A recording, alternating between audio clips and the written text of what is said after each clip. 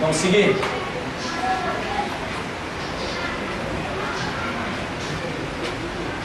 Depois nós vamos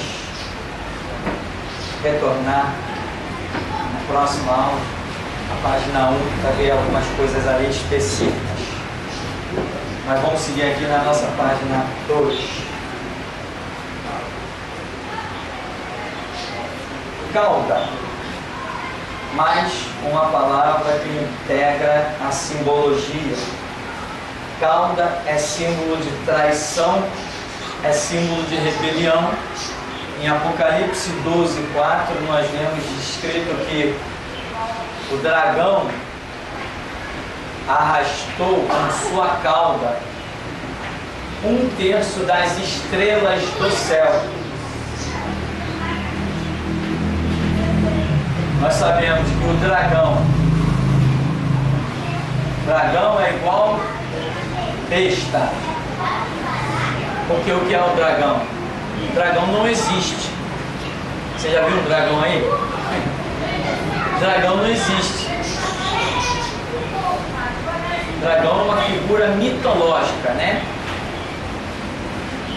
Tem gente por aí, o dragão, que existia o dragão. Se você observar o livro de Daniel, capítulo, na verdade não é capítulo que nós temos, mas a parte apócrifa da escritura. Apócrifa é aquilo que não é reconhecido como inspiração divina.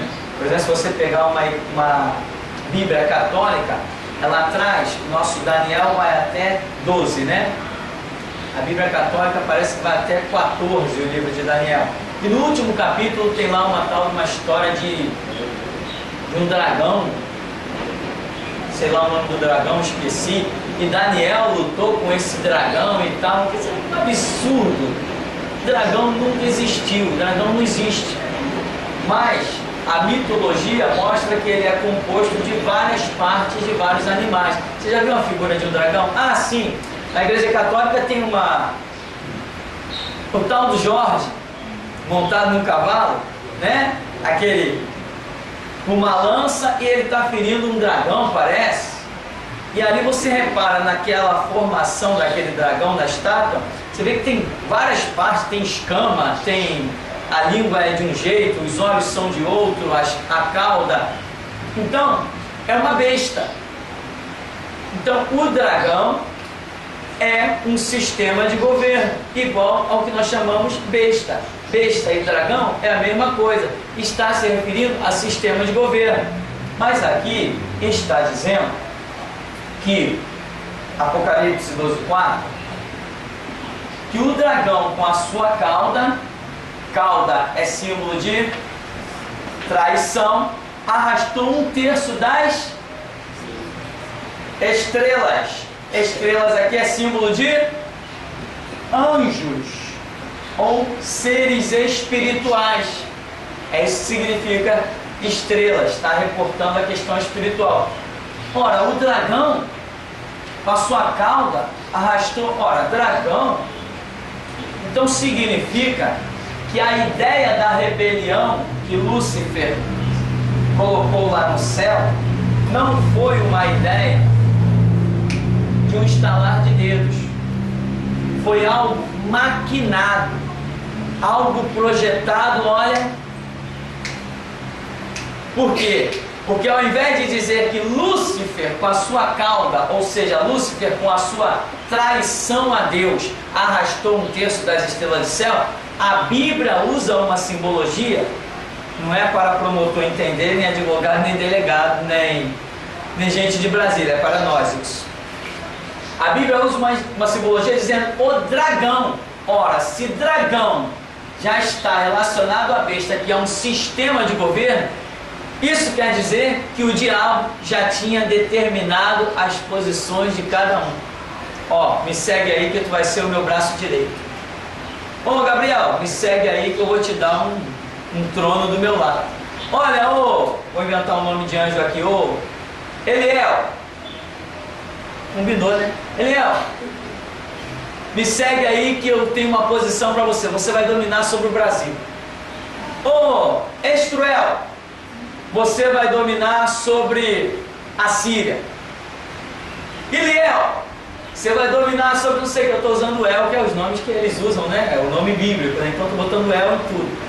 Ou seja, o diabo havia planejado já o seu reino, o seu sistema governamental. Ele idealizou isso e encheu os olhos dos outros anjos.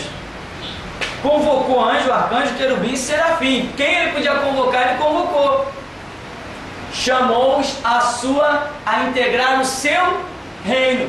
Por isso que é dito que o dragão, e não apenas Lúcifer ou o diabo, não, esse nome Lúcifer ou diabo, ele direciona para uma personalidade. Mas o dragão já compreende, já estende a questão a reino. Ou seja, o diabo já tinha planejado tudo e já tinha dado posições determinadas a cada um daqueles que o seguissem. Então, o dragão aí entra também demonstrando isso, que o diabo, quando se rebelou, já tinha na sua mente o seu reino, a organização, a administração do seu reino já estava estabelecida. Porque se ele chega assim para um ou para outro, aí vamos nos rebelar, vamos tomar um trono, vamos tomar uma posição, umzinho ia dizer assim: ô cara, tu tá maluco? Mas não era só isso, ele não cantou a pedra para um. Ao longo da história ele veio pá, com um, com outro, com outro, com outro, com outro, com outro, até que chegou uma hora que ele tinha feito a cabeça de um monte de gente. Ó, vamos se rebelar comigo? Tu tá doido? Que isso, rapaz? Fulano já aceitou a proposta, tu não quer entrar nessa também? Fulano já aceitou? É, e o Cicrano também, e o Beltrano também. Se tu me seguir, tu vai ter uma posição tal. Ah, então eu tô nessa. A Bíblia diz que ele queria ser semelhante, não igual nem superior, mas semelhante ao Altíssimo. Quem é semelhante ao Altíssimo? Jesus Cristo. Então significa que Lúcifer ambicionou o trono de Cristo e não o trono de Deus, pois ele sabia que o Deus Pai era completamente inabalável. De alguma maneira ele entendeu, que ele acreditou que poderia tomar o lugar que Jesus Cristo tinha, porque ele diz: serei semelhante, não igual, semelhante ao Altíssimo, e da banda do norte colocarei o meu trono e governarei sobre todas as estrelas. Que significa anjos. Quem é que governa sobre todas as estrelas? Não é Jesus Cristo que governa sobre todos os anjos?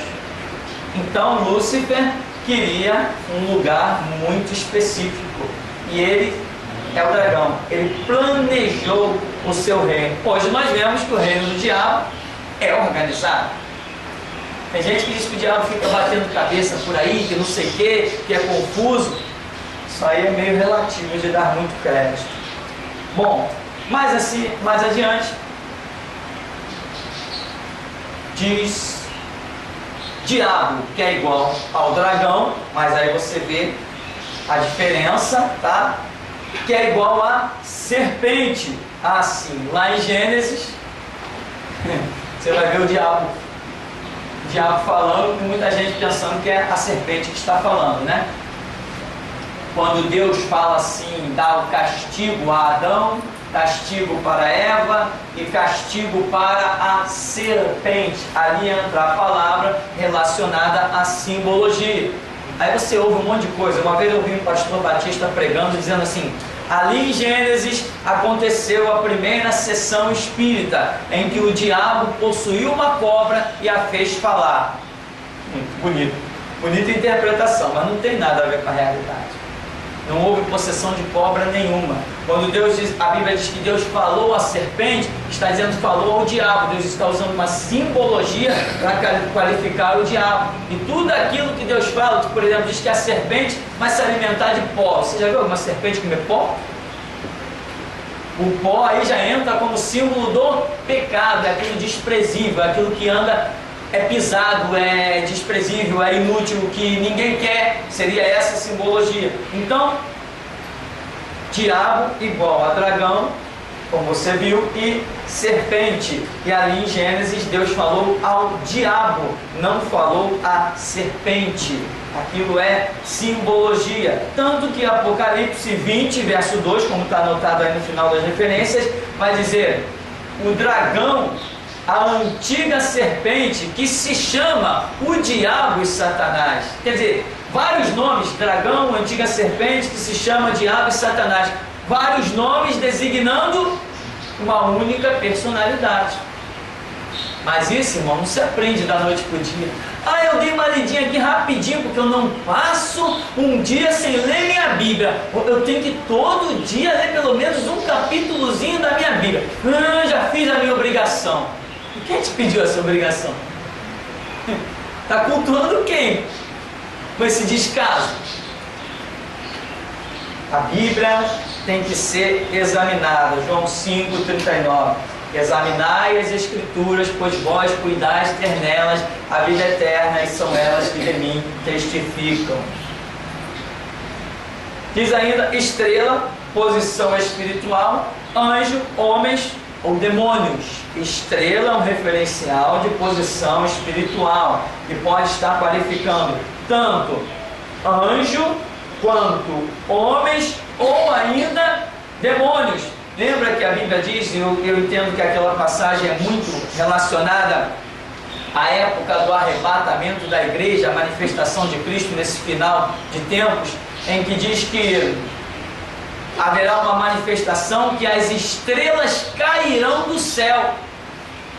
Ora, estrela cair do céu? Como? Olha o planeta Terra. Imagina, aqui está o planeta Terra. Olha o tamanho da estrela. Como é que uma estrela vai cair do céu na Terra? Se a estrela é milhões de vezes maior que a Terra, como que vai cair? Não tem como. Opa, estamos diante de uma simbologia, em que a Bíblia diz que as estrelas cairão do céu, ou seja, principados e potestades, hostes infernais da maldade, como Paulo diz, que habitam nas regiões celestes. Com o mover do arrebatamento, elas serão abaladas, expulsas das regiões celestes. Lembra a expressão de Apocalipse que diz assim: ai dos que habitam sobre a terra, porque o diabo desceu até vós com grande cólera, sabendo que lhe resta pouco tempo. E como ele vai detectar que lhe resta pouco tempo? Com o arrebatamento da igreja, que ele sabe que é algo projetado para o final dos tempos. Então, estrela está referindo-se à posição espiritual. Pode ser de anjos, pode ser de homens, pode ser de demônios. Pelo contexto, você tem que detectar. Espada é igual a palavra. Mateus 10,34, por exemplo, Jesus diz: não cuideis que vim trazer paz à terra, eu vim trazer espada. Ou seja, ele veio trazer a palavra dele, mas ele usa uma palavra que ele diz assim: eu não vim trazer paz, vim trazer espada. Espada é um utensílio de guerra, né? E nós identificamos que essa espada que Jesus traz é a sua palavra. Então, nós entendemos que a palavra de Jesus Cristo gera guerra. Ou não gera? Gera ou não gera? Assim gera. A palavra verdadeira, pura, como gera? Até católicos e espíritas querem invadir aqui. Como gera? As pessoas me amam. Tem gente que está botando até meu retrato na sua cabeceira. Então, figueira. Figueira é símbolo da nação de Israel. Tem várias passagens aí, e uma eu acabei esquecendo de colocar, que seria de Mateus 21, me parece, em que Jesus passa por uma figueira. Essa eu considero tão importante. Jesus passa por uma figueira e diz que a escritura, Lucas também fala, Mateus fala, que ele foi até a figueira procurar figo, mas não achou figo, só achou folhas. Então Jesus amaldiçoou aquela figueira. Aquela figueira é símbolo da nação de Israel, é um símbolo poderoso da nação de Israel, em que nós vamos detectar outras coisas mais adiante. Por exemplo, Oséias diz que ele fez a ferida e a sarará. Depois de 2 dias nos ressuscitará, e ao 3º dia viveremos diante dele. Quando que Jesus fez essa ferida na nação de Israel? Exatamente quando ele disse para a figueira: nunca mais nasça fruto de ti. Lançou uma maldição sobre a nação de Israel, e a nação de Israel ficou impotente. O que a nação de Israel produziu até hoje? Se estão debaixo de maldição. Mas tem gente indo lá buscar a terra santa para distribuir nas igrejas, a água santa do Rio Jordão. Água santa? Jesus disse que está em maldição. A Bíblia diz que está em maldição. Aí a pessoa vai lá e traz a água santa para dentro da sua casa. Santa ou maldita? Então, figueira é símbolo da nação de Israel. Figos é sinal de filhos de Israel, né? E às vezes, como hoje nós somos considerados Israel de Deus, pode ser que muitas coisas Deus revele mostrando figos relacionados com a igreja. No começo aqui do ministério tinha uma figueira plantada lá embaixo, o nosso culto era lá embaixo, não tinha nenhuma construção aqui. E uma vez eu falei que ia começar um seminário aqui nesse lugar. E Deus falou assim: tu abre o seminário e eu acrescento os frutos. Foi tremendo. Aí nisso aparece um anjo no meio da igreja, foi lá na figueira natural, o anjo foi lá na figueira e pegou um figo imenso, figueira enorme. Lá no meio da figueira natural, o anjo pegou um figo espiritual e trouxe e colocou para a gente no culto. Impressionante as coisas, né? Interessante. Então, figos é símbolo de filhos de Israel, ou pode estar relacionado aos frutos que a igreja virá a produzir. Aí temos aí algumas árvores, figueira, videira e oliveira, que representam a trindade, né? A figueira representa o Pai, a videira representa o Filho, a oliveira representa o Espírito Santo. A figueira, além de representar o Pai, também está relacionada a Israel e à igreja. Por quê? Porque Israel no Antigo Testamento é símbolo da própria divindade, e a igreja no Novo Testamento é símbolo da própria divindade. Se alguém quiser conhecer Deus, não tem que ir para a igreja? Vide representam os eleitos, ou seja, aqueles que estão fazendo parte do reino de Deus. Fogo é símbolo de juízo, tanto quanto se manifesta uma aprovação, quanto se manifesta uma reprovação. Por exemplo, com Elias, o fogo que desceu no Monte Carmelo foi a aprovação à vida e ao holocausto de Elias, mas também foi reprovação e condenação aos profetas de Baal.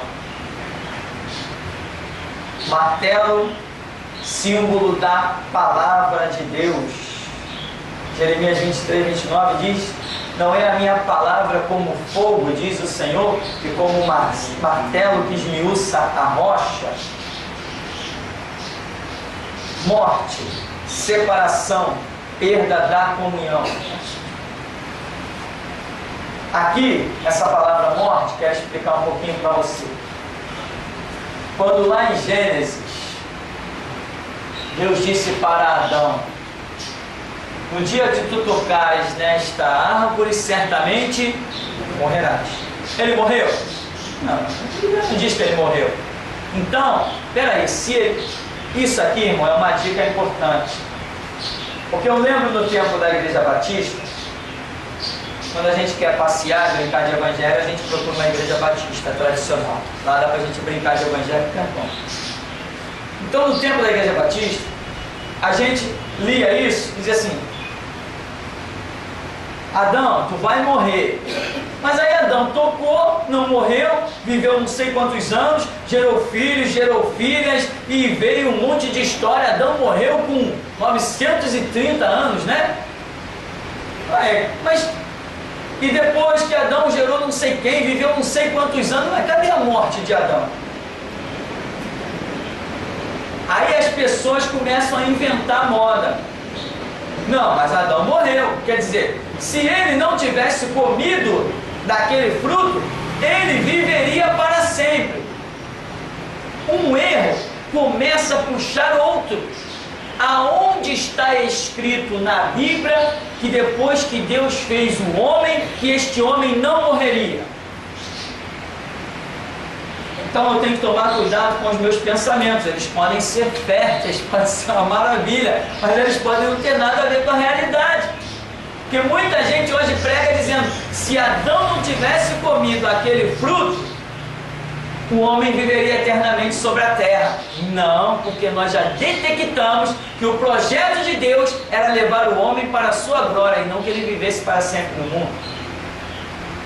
Já detectamos isso. Esse era o projeto de Deus, levar o homem para a sua glória. Tanto que Jesus disse: eu vou preparar-vos lugares. Já era um projeto de Deus. Agora, não, se Adão não tivesse pecado, ele viveria para sempre sobre a terra. Não viveria, não. A menos que eu ache uma passagem bíblica que respalde essa minha tão bela tese.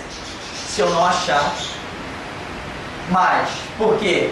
A pessoa vê que Adão não morreu naquele exato momento, só que ela não entendeu o significado aí da palavra morte. Então, quando nós não entendemos alguma coisa assim tão diretamente, no literal, é bem óbvio que nós estejamos diante de uma simbologia.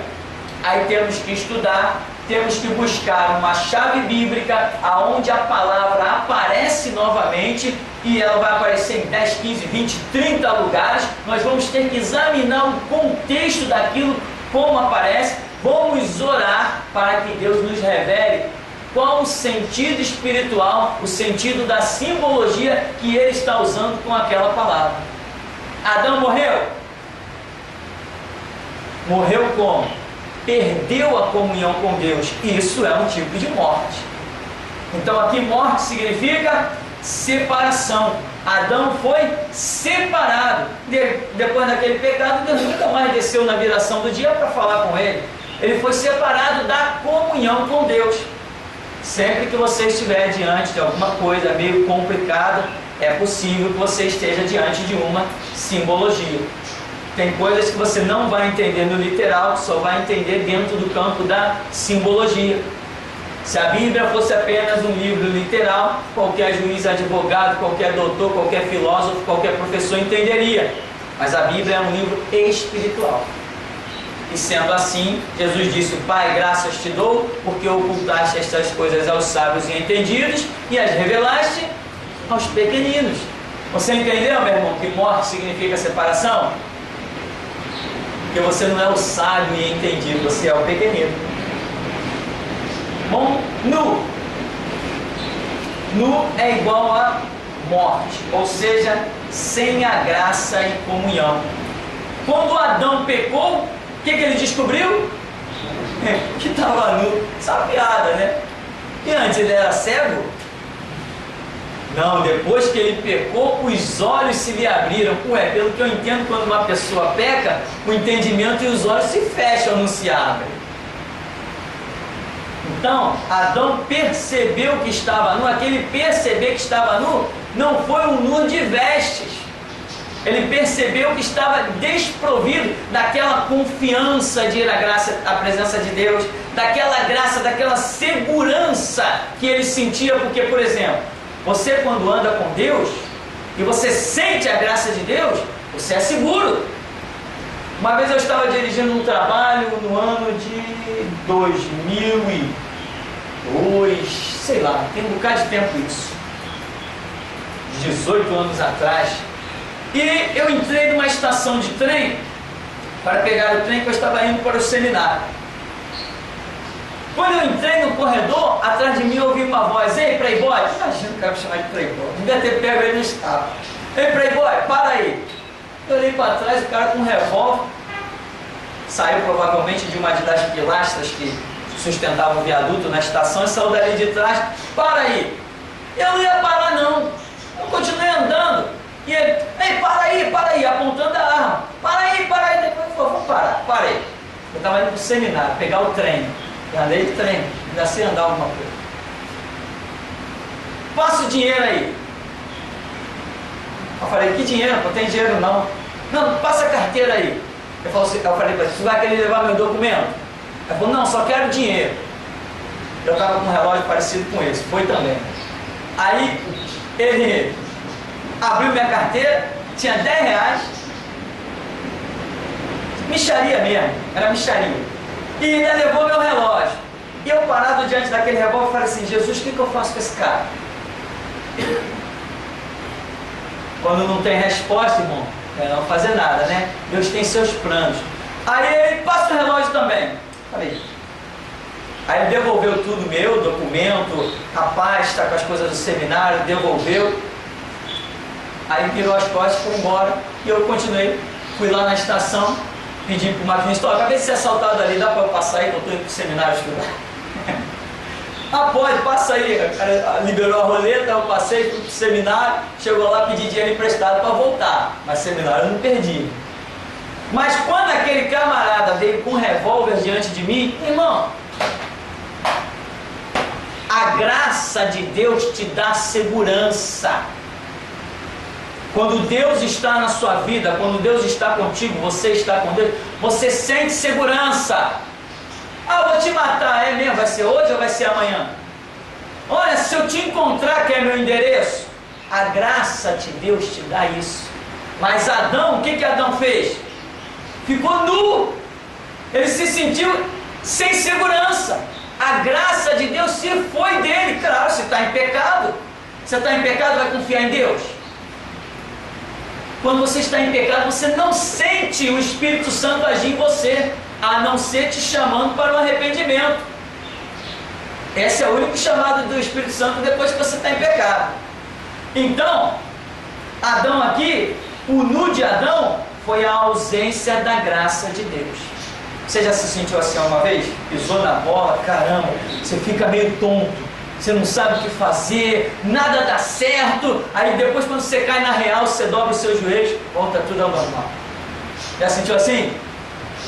Já, né, irmão? Então vai e não peques mais.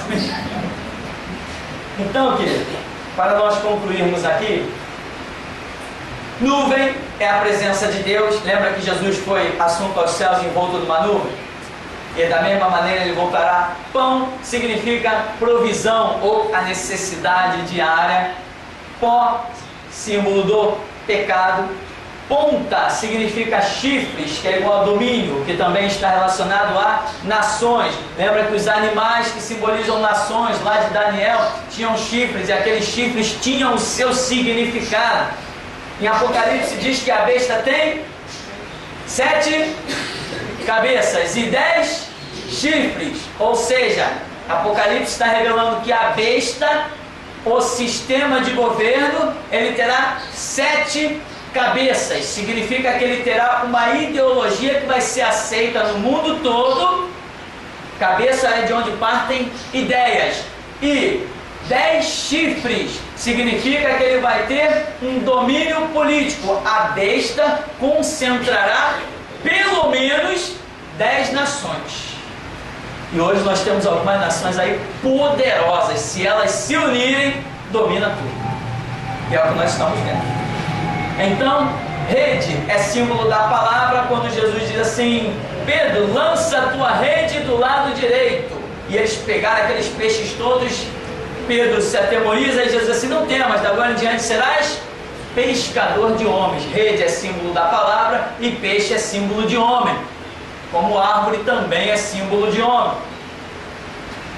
Rocha ou pedra é igual a Cristo. Lembra de Daniel? A pedra lançada sem mão, que toma a terra, se transforma num grande reino.